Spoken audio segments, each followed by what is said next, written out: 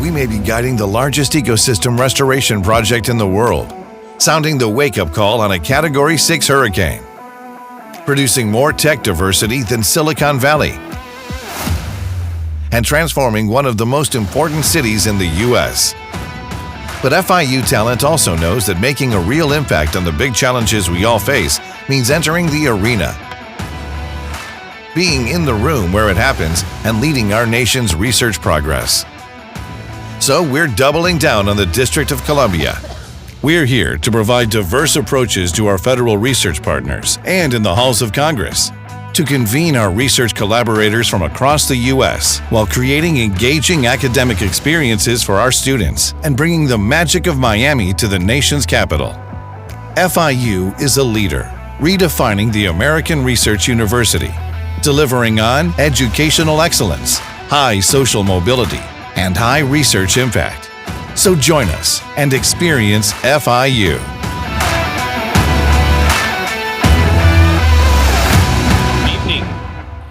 Greetings and welcome to FIU in Washington, D.C. I'm Carlos Becerra. Glad to welcome you here. Just to get started, tonight is really going to be a great confluence of much excitement and partnership and collaboration, so we're excited. First off, as you all know, as Miami's public research university, we feel that the dialogue today is very appropriate to whom we are and who our students and faculty and alumni are. As you are well aware, FIU is proud to host what must be the largest cluster of students, faculty, scholars, research coming from the Latin American and Caribbean region. In particular, we did our data dump this week. Currently, 9,000 students who were born from Caribbean basin countries, so that's impressive as it is. I see many of what is our real proof positive of the impact of FIU, our alumni that are in the audience. A couple quick shout outs, and you're going to meet most of these. Lamar White, where's Lamar? Lamar is a proud alumnus with Google, serves on our FIU Alumni Association Board of Directors, and was really the first spark to why we are gathered here today and the vision of tonight's program. Wazim Mola, I must give a special shout out, although you'll see him in a formal role moderating our program.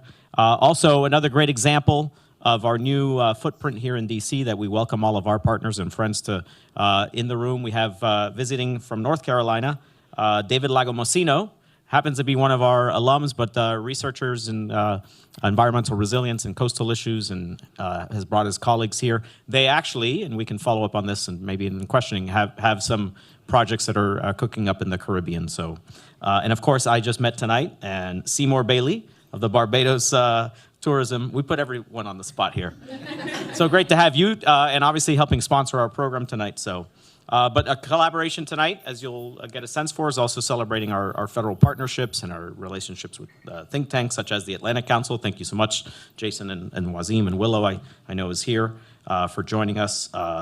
Deputy Assistant Secretary Feinstein, the relationships we have with the department and the agencies are so important to us. But tonight, we may be from Miami. Tonight, we are Barbados, correct? Mr. Ambassador and team, it's great to have you here. As in addition to exploring a lot of the excitement and fun of Barbados today, FIU is excited about collaborations that are rolling up on the environmental side, on the resilience side. A lot of our storm surge and hurricane-related researchers are engaged in the region, hospitality and tourism, of course, and ecotourism. So like the Embassy of Barbados, FIU is proud to wave our own flag here in this new facility. Some might call it Miami's Embassy in D.C.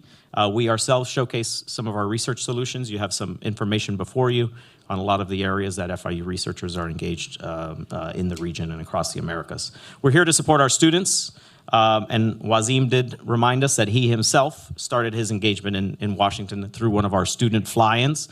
If I can have the group of students that are visiting this week with our Global Learning Transformation there you go. They were out at the USAID Summit earlier today. So we're here to ensure that Hopefully, many of you in the audience can hire some of our students and give them life-changing opportunities. And finally, the program tonight is about our convening power. And I do want to give a special shout out to the folks that really made this happen. In addition to our partners with the Embassy and the Tourism Bureau, Nicole Regalado, Daniel Chavez, Michelle Trochet out front. This is your team too. Consider us your partners. And already within the last half hour, several others have come to us with event ideas and programming. So as we say in Miami, our casa is su casa. So please count on us.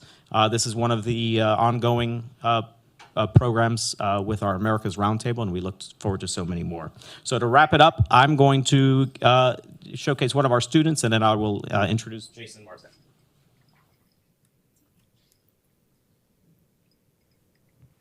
The sun never sets on FIU. Thanks to investments by the State Department, USAID, and other international bodies, FIU is delivering innovative and effective solutions to communities across the globe. Since day one, FIU has been a global hub for innovation and talent, attracting students from 180 countries and hosting the largest cluster in the U.S. of students, scholars, and research focused on Latin America and the Caribbean. As a proud member of the Association of Professional Schools of International Affairs, our graduates are driving policy in Washington and abroad. Join us for the next 50 years of global impact. Thank you. Gracias. Merci. Jason, please join us.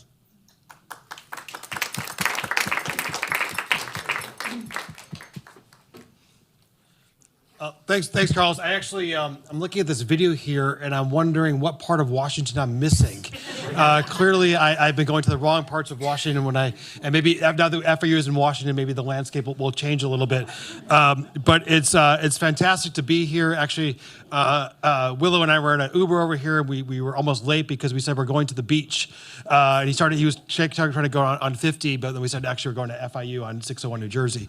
But it's really great to be here at the FIU and DC office and to partner with you, Carlos, and FIU and the Embassy of Barbados. I want to thank you for being a part of this. I was actually just at FIU with Waz 2 days ago, speaking at the incredible FIU Hemispheric Security Conference. I didn't wear a tie when I speak in Miami, so but I have a tie on here because we're FIU in Washington. But that really goes to the great partnership I'm so excited about that we have between the Atlantic Council and FIU. Not only WAS, but also counting a number of shared fellows between FIU and the Atlantic Council. Admiral Craig Fowler, who's a fellow at the Stephen Green Center and also the Distinguished Fellow of the Atlantic Council. Leland Lazarus, who's over at the Jack Gordon Institute and as well over at our Global China Hub. So it's a really, really exciting, excellent partnership. I'm really excited to be collaborating on this event together. We're going to talk about the importance of the Caribbean and the Caribbean in a global context. Let me just give a little bit of background from the Atlantic Council perspective on the Caribbean. For those that don't know, we launched a Caribbean initiative a little over 2 years ago to raise awareness of the Caribbean perspectives and priorities here in Washington and globally. We felt like the Caribbean wasn't getting a fair shake here in Washington, and that there needed to be new voices, new perspectives on the importance of the Caribbean. Between Waza, Willow and Felipe here in the room are both instrumental for those efforts. We've made great strides. We've hosted 7 Caribbean heads of state. We've launched 3 working groups on energy security, financial inclusion, and PAC 2030, frequently bringing together U.S. government, working closely with Das Feinstein, who's does such an amazing job over at State Department, and the many ambassadors, including Ambassador Lynch, who are so instrumental in advancing that relationship. Let me go ahead and introduce our speaker, since that's what you're here for. Ambassador Lynch is a really great friend of the Caribbean Initiative. He's played critical role in our work around the Summit of the Americas, financial inclusion, and you want a round of applause, you're coming in, and climate change. He has also served since 2019 as not only ambassador, but also a dual role as permanent ambassador of Barbados, the OAS, the Organization of American States. He's had a number of cabinet positions in Barbados. He's also a former professional. Actually, he's a former Olympian, right, Ambassador, and has an impressive track record. Besides being an Olympian, also Olympic efforts in his advocacy for Caribbean priorities at regional and global forums. So, Ambassador, thank you so much. Great to have you here tonight. We're also joined by, as I mentioned earlier, an incredible leader at the State Department, Barbara Feinstein, but I'm also always pleased to say someone who is a great friend as well. Das Feinstein, Deputy Assistant Secretary Feinstein, is the Deputy Assistant Secretary for Caribbean Affairs and Haiti at the State Department. She previously served as a Deputy Assistant Administrator for Caribbean Affairs, Haiti, Cuba, Mexico, and Central America at USAID. She is a key figure in reinvigorating the U.S.-Caribbean partnership. I haven't seen somebody at the State Department so committed to the Caribbean affairs as Das Feinstein is. And she really lives and breathes her position on a daily basis, really making a significant effort to understand the concerns of the region and a real important champion for the Caribbean within the U.S. government. So it's great, Das Feinstein, Barbara, that you're here today. And then we're also joined by Lisa Wardell. Lisa, please come on in. Lisa is the former chairman and CEO of Adtalem Global Education. Lisa has also served as the only Black CEO of a Fortune 500 company, and during her tenure increased gender and ethnic diversity on the board by 67%. Lisa, that's an impressive number, but it also shows that there's a lot of way to go from the beginning as well. She's a trailblazer both here and in the region. She brings wide-ranging private sector experience to the discussion that we're going to have today. This is a discussion that grows in importance every single day. So many of us in the room know that the Caribbean is facing many challenges all at once, including food security, debt crisis, high electricity prices, and climate-induced natural disasters, among others. And these challenges are some of the issues that these leaders here at the table here, there is no table, at the high chairs, and others that have taken really into their own hands to really push forward and address those challenges around the world. And I think, Ambassador Lynch, your Prime Minister Motley, has really become such a champion, not just in the Americas and the region, but frankly, globally, for advocating for the importance of small island developing states. These partnerships are incredibly important. We'll talk about these partnerships, the important partnerships with the U.S., Canada, the U.K., African Union, and other areas of the world as part of today's discussion. So now, please join me in welcoming Wazim Molla. Waz is the Associate Director of the Caribbean Initiative at the Atlantic Council. Waz, you also have a fellowship at FIU in addition to being an FIU grad as well. So I couldn't think of anybody better to moderate this panel discussion here at FIU in DC. We're bringing a slice of Miami to Washington, Carlos. And with that, let me turn it over to you, Waz. Thanks, Jason, and thank you to everybody joining us today. In person. I know it's end of the workday. You can go home, but instead you chose to come here, so I appreciate it. First, want to thank FIU and DC for allowing us this opportunity. Carlos, Nicole, Eric, for just great partnership and always providing a platform for FIU students. It's important to me as an alum of FIU. Also, thanks to the Embassy of Barbados and Ambassador Lynch for just putting together what's going to be a great event, but also a greater reception. I'm told they're only serving rum from Barbados. I may bring El Dorado just to give people a different taste. But really happy to be here, and I think today's discussion is extremely timely and is growing more timely, as Jason said. I think as Jason mentioned, most of us know the issues facing the Caribbean. They're common knowledge. But I think what's overlooked beyond the issues is, that the challenges that we face in the Caribbean impact more than just the Caribbean. They impact the United States, impact the entire world. And for, Prime Minister Motley's shown such great leadership in the Caribbean and showed the importance of the Caribbean in global context. But there's a historical legacy of fantastic Caribbean leaders that have, sort of shown that global importance, from Eric Williams to Michael Manley to Walter Rodney, and we were talking in the green room and said Prime Minister Motley is the modern era great of the Caribbean. So for a long time, the Caribbean has punched above its weight, and Prime Minister Motley in Barbados is doing that particularly. So given so Beyond the Beach is the title of this. I want to start off with a broad question to everybody here, starting with you, Ambassador Lynch, and then going down the line. Is, from your perspective, why is the Caribbean important, not just to the region, but to the hemisphere, but also globally as well? Okay, well, first of all, can you hear me? Can you hear me well? Yes. Yeah. Well, first of all, Wazim and the Atlantic Council and to Florida International, thank you for having us here this evening. I can't think of any other word to describe Florida in Washington. Difficult to conceive of, but we're here. The Caribbean has given the world a lot, not just this hemisphere. I think when you look across the globe and you look at the concept of the globalization of markets, the Caribbean has played a significant role in raising many of the educational, social, economic aspects of how we deal with the globe, how we bring the globe together. But in addition to that, the Caribbean, you talk about Michael Manley and me and Motley, but the Caribbean has given the world Bob Marley, has given the world Harry Belafonte that just died a couple of days ago, I suspect. And then we have also given the world Rihanna, for example. So Barbados has given the world Rihanna. So what we have done is, apart from the what you speak about the real social and economic sides and the really prominent sides, look at what we have done to contribute to global development in terms of we've got a lot of Nobel laureates as well. We've had a lot of people who have been involved in technology, but we've given the world the steel ban, right, and steel ban. But the Caribbean has contributed significantly to this region because it has been a significant player in bringing the concept of globalization of markets, of bringing people together to work together. And in the issues of human rights and democracy, the Caribbean could teach the rest of this hemisphere about human rights and democracy. Thank you, Ambassador. Well worthy of a round of applause. Das Feinstein, we'd love to go to you from your perspective over at State Department.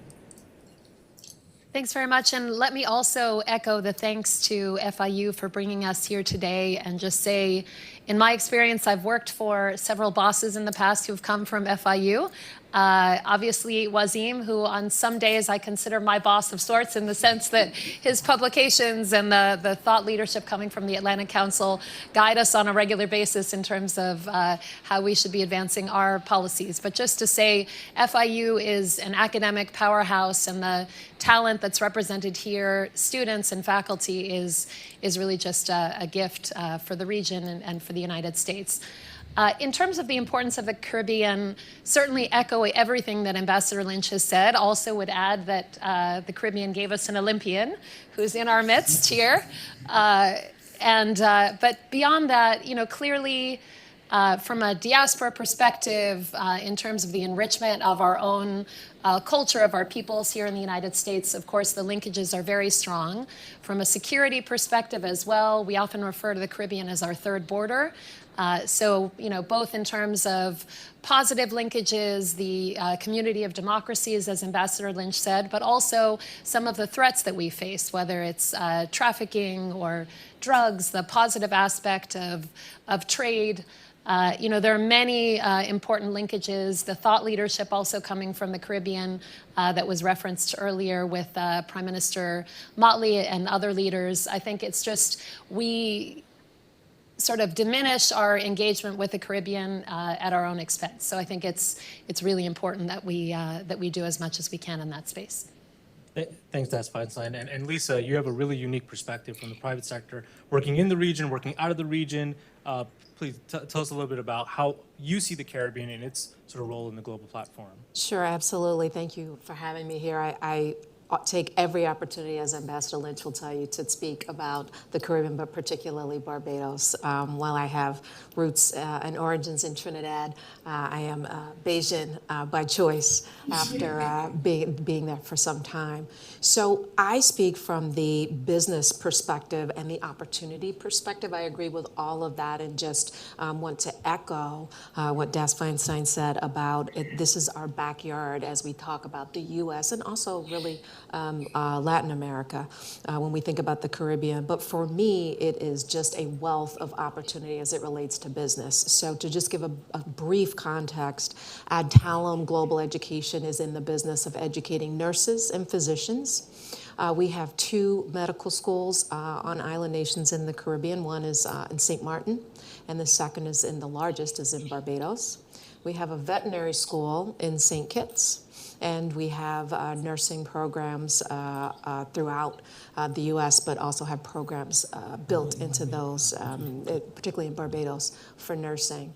And the reason that that's important is it's important for the region because we're able to create physicians and nurses who will stay and work and be a part of whether it's research efforts or medical and hospital systems there. But also, if you think about the U.S., almost 10% of veterinarians here in the U.S. practicing, period, came through Ross University School of Veterinary Medicine in St. Kitts. In Barbados, we're very proud that we graduate the most Black physicians every single year than every other U.S. medical school combined. Last year, between the 2 medical schools, 115. Obviously, many of those of Caribbean origin, but also Black American and the rest of the diaspora also. And so it's a real engine for the U.S., and I think the awareness for understanding, I mean, medical is a perfect example, right, of somewhere where we just don't have the supply for the demand, and the Caribbean, and in this case Barbados, is driving that supply into the U.S. system. So it's important from that perspective. Thanks, Lisa. So, definitely beyond the political and economic issues, Caribbean has given the world many things, from sports to music to food. We've talked a little bit about the impact it has on the United States, what the Caribbean is also contributing to the United States and other parts of the world. Part of that contribution to the world part of it comes from leadership. And Ambassador Lynch, I want to start with you and talk to us a little bit about how Prime Minister Motley's leadership has not just helped the Caribbean, but helped to address global issues as well. Okay, well, first of all, Prime Minister Motley belongs to us, but she also belongs to the rest of the world. I don't think there has been a more powerful voice for small island developing states in the last 20 years than what Mia Motley has done in recent time. Mia Motley has established that the world is not about just developed countries, it is about developing countries as well. That we contribute as much to the development of the world as does developed countries. She's also a great voice to go beyond the moral obligation that you may have for helping developing states. Motley is not afraid to speak truth to power. He's telling all of the world that we contribute just as much to your development as you contribute to ours. If you don't allow us to develop, what happens is any deleterious effect of our underdevelopment will find its way into developed countries.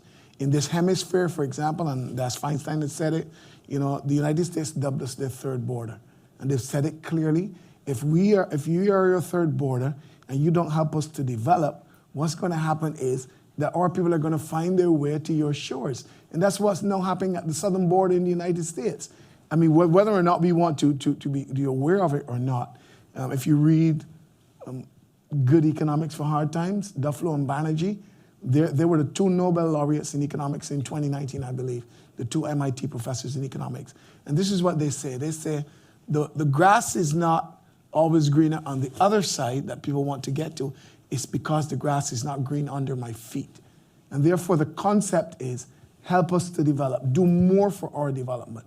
And Motley is sending this story. She's telling the story every day. She's not afraid to speak to it in the corridors wherever she's found. She sent a very strong message the first year she became Prime Minister at the United Nations, and she's been saying it all along. I was with her just last week. She came here to meet with U.S. legislators on the Hill. She met with senators on both sides of the aisle. And she's saying, you need to do more for developing countries. And I'll say this finally. It's not just the moral obligation that you have. It's not the issues that have come after issues like slavery and colonization. It is about doing for us, or else you're going to feel it on your end. Thank you, Ambassador. And I like that. Prime Minister Motley is not just for Barbados, for the broader world. And of course, she's not the only Caribbean leader in the region. There's lots of leaders that are pushing forward on the narrative and working with Prime Minister Motley, and that's fine, son. You're on the other side of that. You've been able to sort of, you with other U.S. government officials, been able to engage with the region at the highest levels. Can you tell us a little bit about what that engagement has looked like and what you'd like to see more of in the next couple of years? Yeah, so I think we've seen quite a bit of heightened engagement with Caribbean leaders, especially in the aftermath of the Summit of the Americas. At that summit, we saw what's been dubbed a truly historic meeting between President Biden, Vice President Harris, and leaders from the Caribbean, to include the CARICOM countries, plus the Dominican Republic. And out of that process, or out of that meeting, emerged a commitment to form these three high-level action committees: one on food security, one on energy security, and one on access to finance. That also occurred at the same time that the Vice President launched the U.S.-Caribbean Partnership to Address the Climate Crisis, PAC 2030. So in that time, we've been engaging with Caribbean leaders in a very meaningful and substantive way, such that we've had visits to the region, kind of Zoom conversations and other things to really drill down on what are the highest priorities for Caribbean leaders in each of these spaces. What can we do? Being honest about maybe there are areas where we can't be as responsive, but how might the private sector fill in? Or how can we look at other alternative possibilities? So that's led to the formation of these action plans. We have been taking actions in accordance with this, followed up also with Vice President Harris receiving 6 Caribbean leaders at the White House. In addition, at the recent CARICOM summit in the Bahamas, had a high-level delegation from the Special Envoy for Climate Change, John Kerry, former Senator and Special Presidential Advisor Chris Dodd, Assistant Secretary Nichols, the head of the Exim Bank. All of this designed to really listen and learn. And then beyond that, I really shouldn't have these papers on my lap. Beyond that, to formulate action. So, you know, it's nice to have discussions. Discussions, listening and learning is important, but actually producing and, you know, and coming up with tangible actions, executing those and being held accountable is what really matters. And then finally, I would add, in the spirit of that high-level engagement, Deputy Secretary Sherman of the State Department also recently visited the Dominican Republic. Again, in a spirit of really trying to look at what are the pain points for these countries, which, you know, fall into those categories, but also others related to correspondent banking, which is, I know, an issue that the Atlantic Council, under your leadership, Jason, has looked at, and together with Mia Motley and others in the region. So we are across a range of issues trying to do what we can to be responsive, and that requires showing up and really engaging in a meaningful way. Thanks, Tess Feinstein. And a quick plug for all of you sitting on the chairs, our Financial Inclusion Task Force report is on the chair, which definitely looks at how to bring more correspondent banking relations back into the Caribbean. But before I go to Lisa, I want to follow up with you on one quick question. Stealing from Jason, we always like to be forward-looking, right? And if we look 5 years out, and all the great work that PAC 2030 has done, U.S. leadership working with the Caribbean leaders, if we look 5 years out, what are some of the things that you hope we would have achieved by then? So I think fundamentally, looking at reforms of the MDB system in terms of access to finance, for all of the things that we would like to see in the Caribbean in terms of development, in terms of creating fiscal space for governments to be able to make the kinds of investments in their countries for their people, and to respond to disasters. So I think improved access to finance, and you know, that's something that our administration is really pushing the multilaterals on. I would like to see concrete progress in that space. In addition, greater resilience. We know that with the threat of climate change, the severity of storms is increasing, the rapidity of them, and so increased resilience in terms of countries' ability to deal with those. Obviously, would like to see lower electricity prices, a better transition to renewable energy. I could go on and on, but you know, I think it's important as we look at that horizon that we have very specific steps to get there. Thank you. And Lisa, I'll turn to you. It's one thing for governments to work with each other. It's another thing for there to be an inclusion of private sector. And I think public-private partnership is probably the way forward in the Caribbean.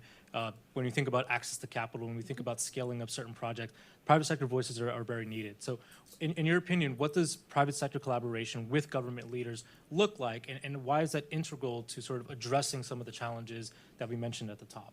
Yeah, absolutely. And I will start with PM Motley in Barbados, because we've talked a lot about how she's speaking on the global stage. And I think that her focus on local invasions and being able to connect that to her global voice is really what's moving a lot of these things forward, particularly from a public-private perspective.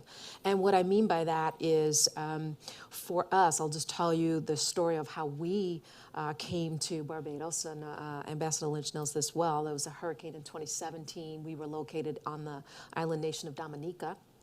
And we needed to relocate. The entire medical school was decimated. And you all may recall that Prime Minister Motley came into office that May, I believe.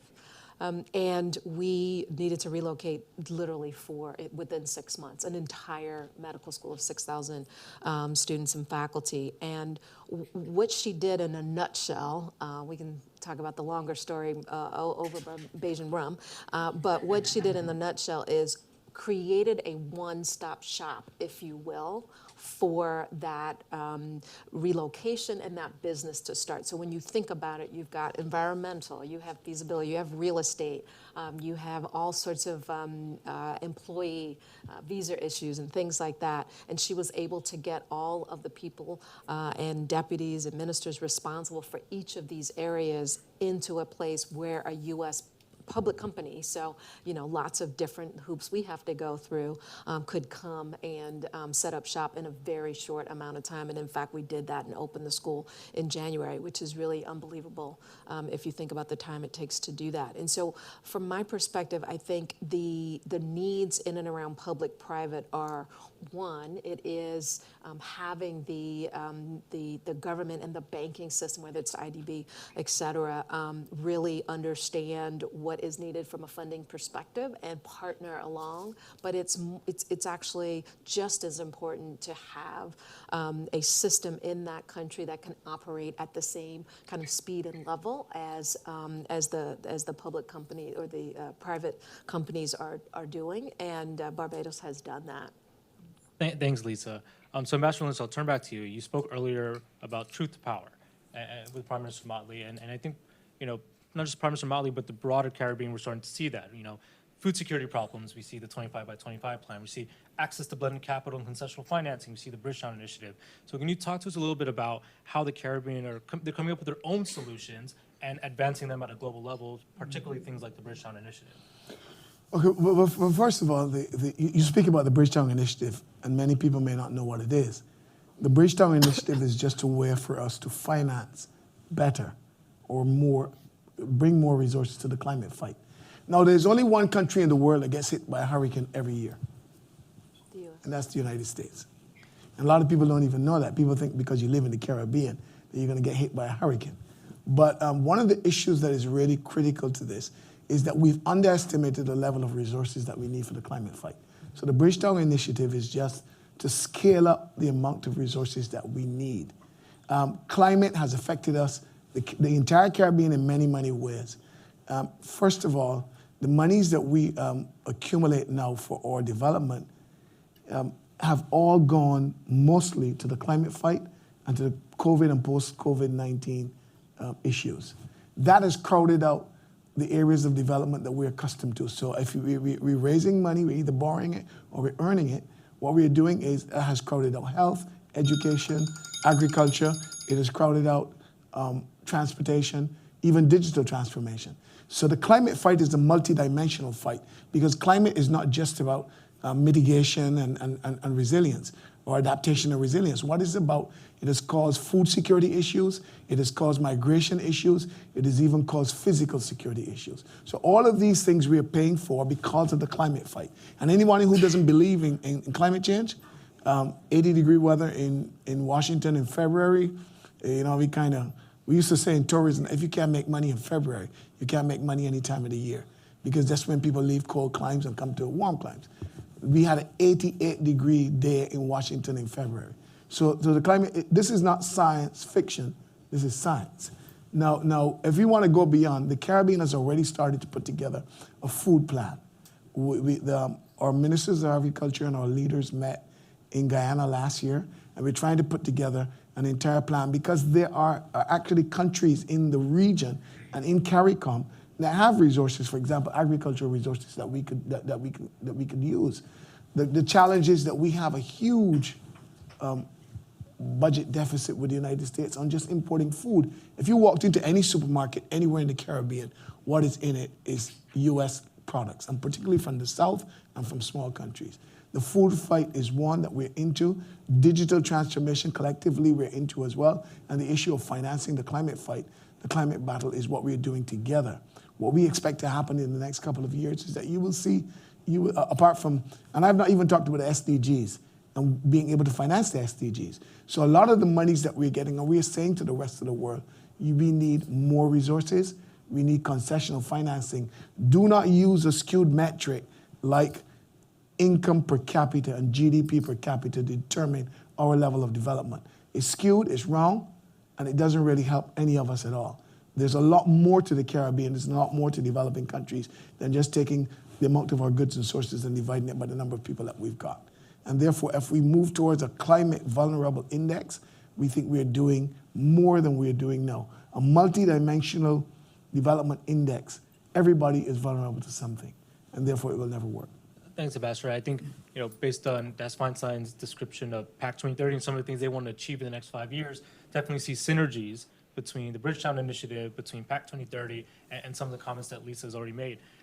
Earlier, you told me that beyond political and economic, the political and economic side of the Caribbean, there's a whole other side that has contributed to the world. So, and we know that in Jamaica, you have reggae music, you have soca music in the Southern Caribbean, you have the West Indies team, you have a host of things coming out of it. But at what point, and what can the Caribbean do, or is already doing, to leverage that, monetize that? When we think about the sports, when we think about the music industry, we think about arts and culture, how are they leveraging those dynamics for their own benefit? Well, the thing is, that's the development equation that we've got to get right in terms of the variables that we're getting right. One of the things that you realize, Barbados has two living national heroes. One came from sports and the other one came from popular culture, and Rihanna is one of them. To be able to monetize that, we've got to be able to send our people to the rest of the world. A doctor is a doctor is a doctor. What Usain Bolt does, what Rihanna does, only them can do that. Only those particular people can do that. Selling our culture to the rest of the world is critically important. But what we need to do, first and foremost, is to get our act together right. A lot of people talk about the Singapore story and talked about what Lee Kuan Yew did when Singapore got kicked out of the Malays Federation so many years ago. But the critical thing about it was trading within the Malays aspect of Asia. That is what was able to make them move forward. What we need to do is to get the resources necessary, even as we look to the rest of the world, to be able to help us. But we need to get our act together. And I think we've been slow to move, to do more for ourselves than we should. And if we get that together, if we get that act together, apart from what Prime Minister Motley and other leaders are asking for, you're going to really see a difference in the world, the Caribbean world, CARICOM in the next 10 years. Thanks, Ambassador. And Lisa, I'll ask you the same question, because to leverage those dynamics, private sector has to be involved, right? So we'd love to get some of your thoughts as well. Yeah, that's right. I mean, so I think that building right on what Ambassador Lynch is saying, it needs to be around the differentiation and the competitive differentiators of the Caribbean. So as an example, one of the things that we've been talking about and hope to move forward is specifically in Barbados, is the medical tourism, right? And when we think about so how many people in the U.S. are either in sort of rehabilitative care or post-surgery or acute care or women's health, those types of things, there's all of the ingredient and components are there. Airlift, obviously, I mean, it might have been nice one day in February, but certainly I would have preferred to be in Barbados in February. But there's also three healthcare systems and a new hospital that's being built there in Barbados. We have a medical school there. So there are, the UE is there. And so there's a lot of components that would be able to come together for something like the medical tourism. I also think that as I think about how we can have more impact in the both the island nations that we are in, but also in the Caribbean community in general, is we've got to hold the private sector accountable. Prior to my tenure at Adtalem, those schools had been there 40, 50 years, and we would come and just take things out of the community. And one of the journeys that we had been on, and we're well down that journey now, one of the journeys that we have been on is just how do we bring back, because that's hopeful for us as it relates to, again, going back to medical tourism, using that same example. We have faculty who are clinicians. They need to be able to practice. Otherwise, over time, they're not as sharp on new technologies, on, AI and data and that kind of thing. We're able to do that in Barbados because we have the healthcare system. So that's just one example of how we can push it forward. I think that's a brilliant answer. Leveraging that competitive dynamic, and that's why when you talked about a more resilient Caribbean. I mean, it's one thing to be resilient to climate change, but also being resilient to global markets. And having the more competitive sectors you have, the more you're not as affected by the ebbs and flows and the fluctuations of global markets, especially for a region that imports so much. But building off of the Lisa and Ambassador Lynch and on the cultural side of things in the music industry, how is the U.S., how does that benefit U.S. Caribbean relations? But really looking at the people-to-people aspect, and why are those sort of people-to-people interactions and relationships so integral to sort of moving forward U.S. policy to the region? Yeah, thanks for the question. I mean, to me, it all relates back to the word that Lisa used at the outset, which is opportunity.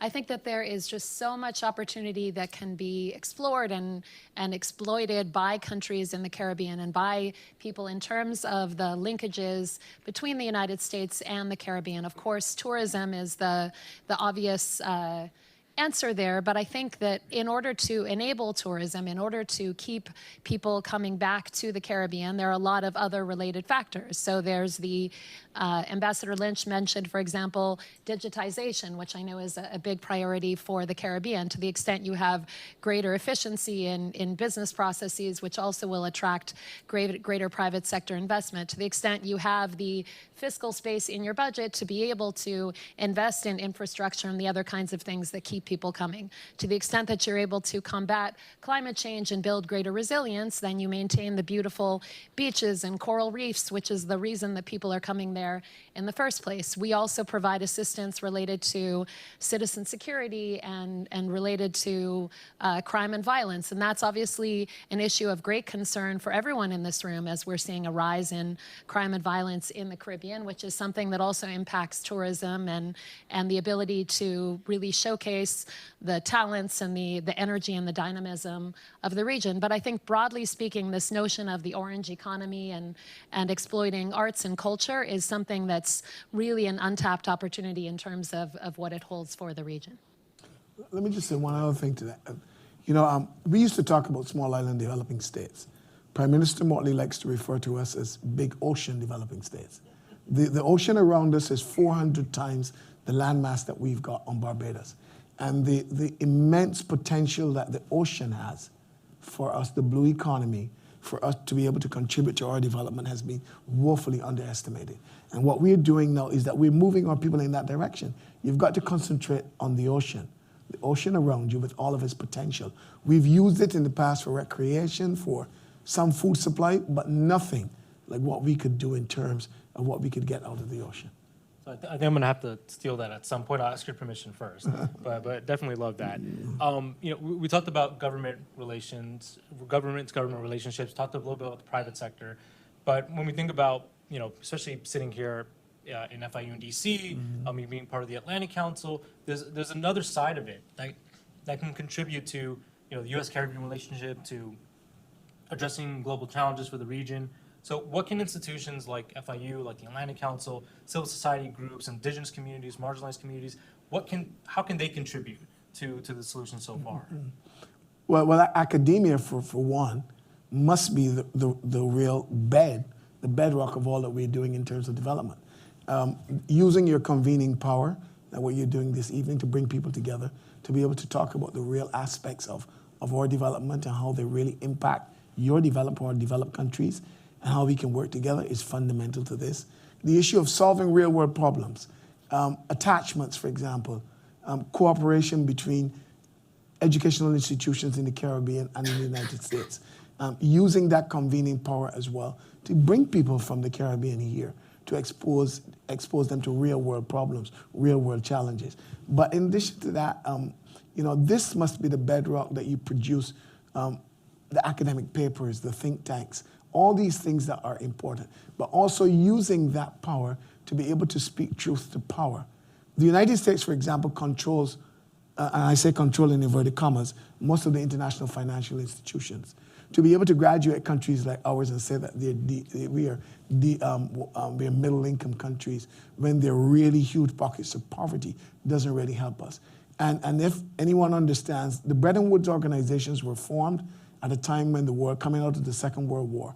And the object was that the world should never again go back into a war, a global war, and that you needed to provide the resources to all of the countries. If the World Bank was the bank of reconstruction and redevelopment, it needs to continue to reconstruct and redevelop. And how do you do that? The people that own most of the shares, the United States, needs to tell them and tell their leaders that the world needs you to help us. Why does a 16-year-old boy in Barbados need a gun? When I was 16, I didn't need a gun. You know why you need a gun? You either need a gun because you're not well fed, you don't have a roof over your head, you don't have clothes on your back, or you're not well educated. Those are the elements of our development that you need to contribute to, because if you don't do that, they're going to end up on your doorstep. Barbados does not produce guns or anywhere else in the Caribbean, as far as I know. So they're coming from developed countries in this hemisphere. And what you need to do is to do more to stop that flow of arms coming to us, and you get rid of them. We need early warning systems to be able to deal with the hurricanes that we have coming to us. We need more assistance from larger countries, and it can't be just cliche talk. It has got to be real action to be able to make us work. Thanks, Ambassador. And I know that the research and data around that is extremely important to policymaking. FIU has the Gordon Institute does great work on the Security Research Hub. There's a wall of wind there. Think about early warning systems and sort of adapting to sort of the changing climate. But that's fine. So I want to go to you with the same question. What role can places like FIU, the Atlantic Council, and civil society groups play in a relationship? And Lisa, I'll go to you as well. Thanks. I think it's a very important question, because for the United States, in terms of having a relationship with a country, obviously the relationship we have with the national governments is critical, but to actually understand the real challenges, you need to look beyond the government and also have an understanding of the perspective of private sector, of civil society, of students, of people from all around. And I think to the degree that FIU, Atlantic Council, and others can play a role in kind of bringing together, whether it's diaspora or students or civil society or others, to make sure that there is a forum for the U.S. government, for policymakers to have those kinds of connections. Just as, as Ambassador Lynch mentioned, that when the Prime Minister came to Washington, she met not necessarily this time with the executive branch, but with Congress to get a sense of what those perspectives are. And just to comment briefly on Ambassador Lynch's last point, fully agree that we have a role in the United States government to weigh in with the multilateral development banks and push them as we are on policy. And that's why we were glad to see in Barbados's case during the pandemic, the ability to borrow at lower concessional rates. And the World Bank, we were able to push them to say, no, given this situation, you need to lower those kinds of rates for Barbados. Or similarly for the creation of the new Resilience Trust within the IMF to allow concessional borrowing. There's much more that we need to do, but agree that it's critical that we play that role. Thank you. And Lisa, please go ahead.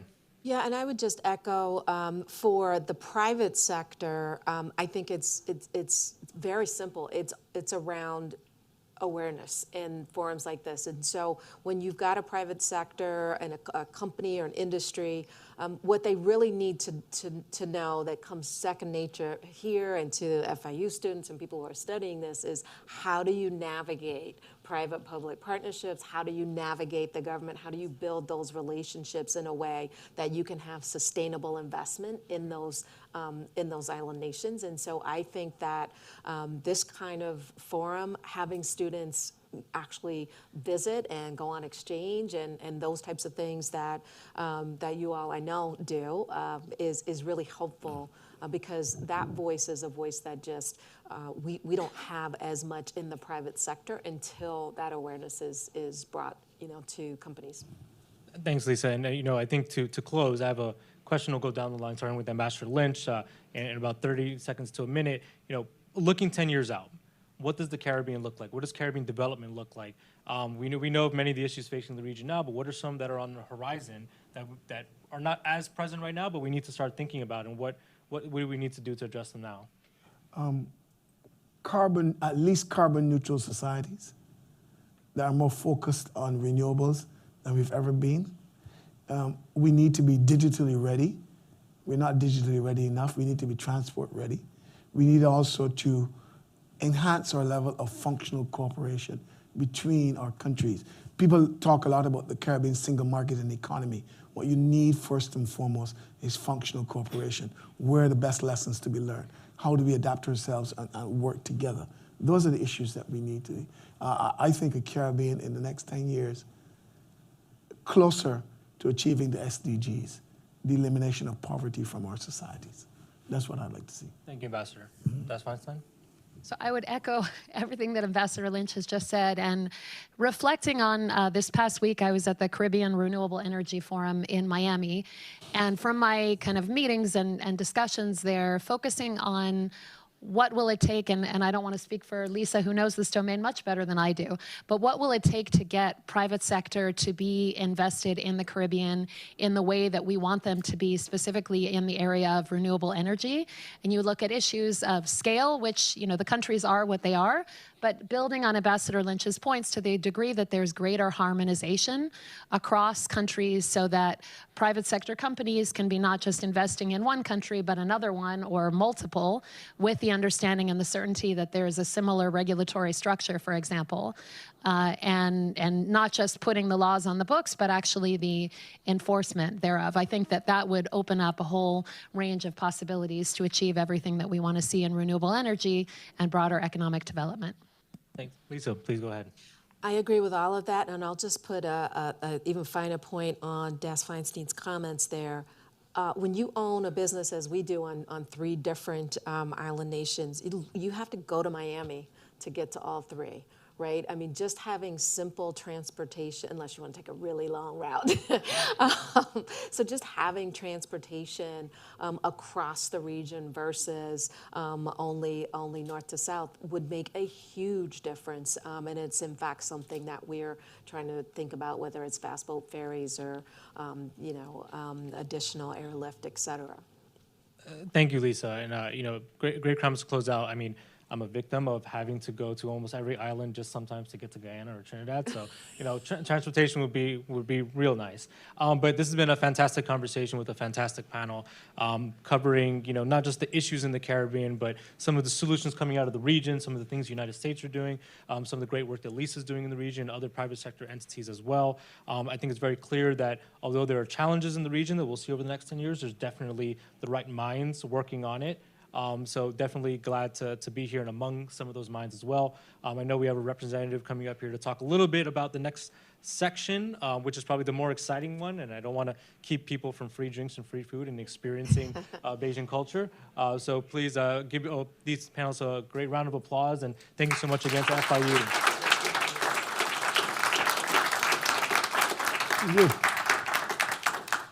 Got all your stuff there. Thanks a million. Get rid of some of this stuff from around it.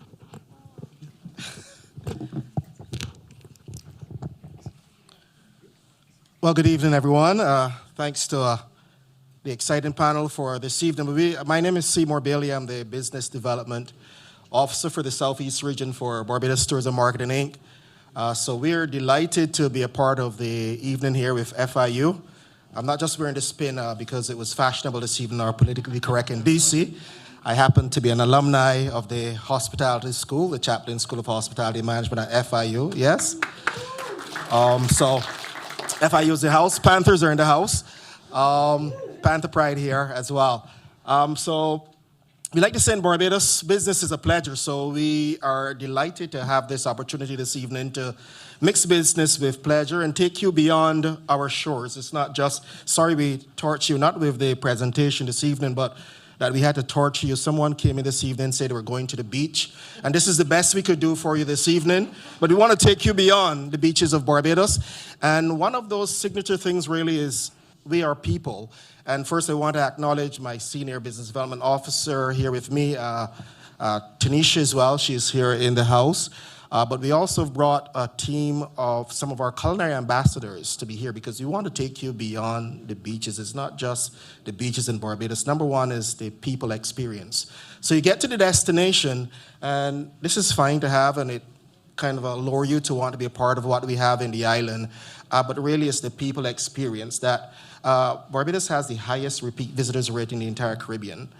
So over 49% of our visitors return again and again to the destination. So it's about going beyond the beaches, that people interaction. We don't have our resorts over there and the locals live there. There's a healthy mixing between the locals and the people. So that is the experience we want to have you. And while you enjoy the panel this evening, some of the better experiences were like at the Oysters Fish Fry, popping into a rum shop in Barbados and engaging the locals. That same panel you have there would be a lot more livelier, with the mixing of the spirits, we like to call it. And so first I want to introduce our culinary ambassadors that we have here this evening. Philip Casanova, he is your mixologist. I'm sure you've had a taste of what he's had to offer. We also have Marvin, one of our culinary chefs, and Craig, Chef Craig, two of the chefs. And so we're going to continue the conversation in a little bit over some of the culinary delights, and you've already had a sampling of what these, well, at least Philip's cocktail mixes. So the chefs are about to tantalize your palates a little more this evening. So we're going to continue the conversation in a more informal manner. We call it the mixing of the spirits in Barbados. And I want to invite our colleague, oh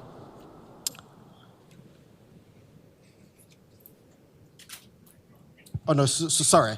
Tanisha is here, and so this is a team this evening that you'll be interacting with. So thank you for joining us this evening. We're going to take you now beyond the beaches to enjoy some of what Barbados has to offer. So get ready to continue to whet your appetites, enjoy the liquid refreshment and the small bites provided by our culinary ambassadors. Thank you very much.